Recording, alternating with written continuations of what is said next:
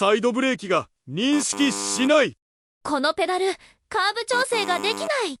ボタンが足りない。そのお悩み全部無料のツールで解決できます。仮想コントローラーの V ジョイと割り当てアプリのジョイスティックグレムリンを組み合わせればコントローラーの様々なカスタマイズが可能になります。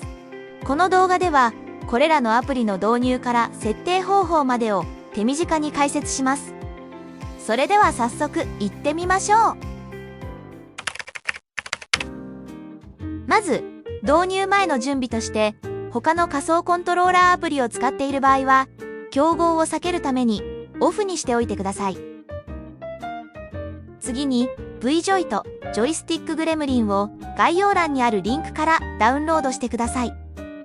ダウンロードができたら先に V ジョイのファイルをダブルクリックしてインストールします。インストール後は一度 PC の再起動をしてください。ジョイスティックグレムリンの ZIP ファイルは適当なフォルダに展開しておくだけで OK です。次にあらかじめ V ジョイの優先度を上げておきます。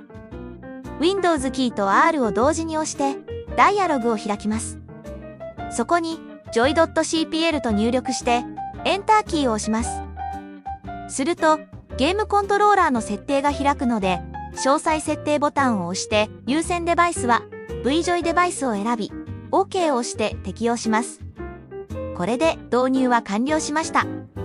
次はいよいよ設定の解説に入ります。設定に先立ってそれぞれのアプリがどのような役割をしているのか簡単に説明します。V ジョイはバーチャルなコントローラーを Windows に認識させる働きをしています。そしてグレムリンは実際のコントローラーの入力を V ジョイに割り当てるだけでなく軸のカーブ調整や条件分岐、マクロなどいろいろな機能を搭載しています。それではお待たせしました。まずはサイドブレーキを割り当ててみましょう。スタートメニューから V ジョイの中にあるConfigure V ジョイを起動します。するとこのようなウィンドウが出るので1番のタブを開きます。左下の Enable V ジョイとアクシズの RX のみにチェックを入れ、ボタン数と POB を0にしてアプライボタンを押します。この画像と同じ見た目になっていれば OK です。サイドブレーキが PC に接続されているのを確認したら、グレムリンのフォルダの中にあるジョイスティックグレムリンエグゼをダブルクリックして起動します。Windows の警告が出た場合は、詳細情報をクリックして実行をクリックします。ジョイスティックグレムリンが起動したら、ここの横並びになったリストの中からサイドブレーキをクリックします。縦のリストの中からサイドブレーキの軸をクリックします。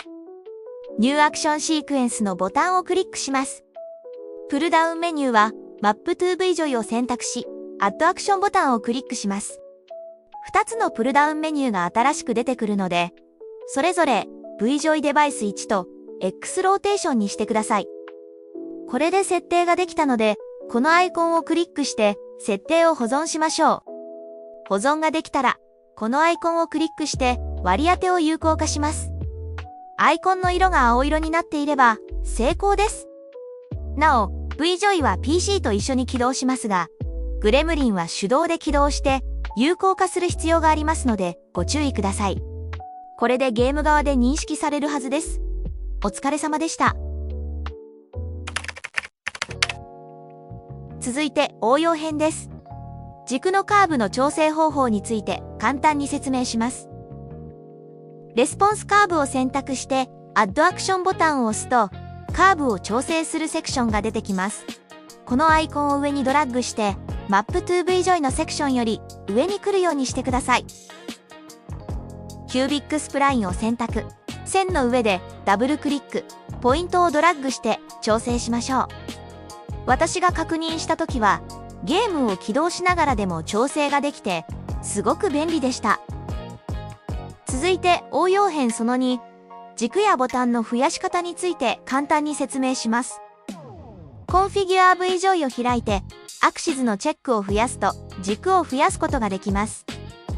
ナンバーオブボタンズの数字を変えるとボタンの数を設定できます。増えた軸やボタンは、グレムリンの割り当て先が増えていることで確認できます。これで複数のデバイスを一つにまとめたりすることもできますね。続いて、物理ボタンが足りない時の増やし方について簡単に説明します。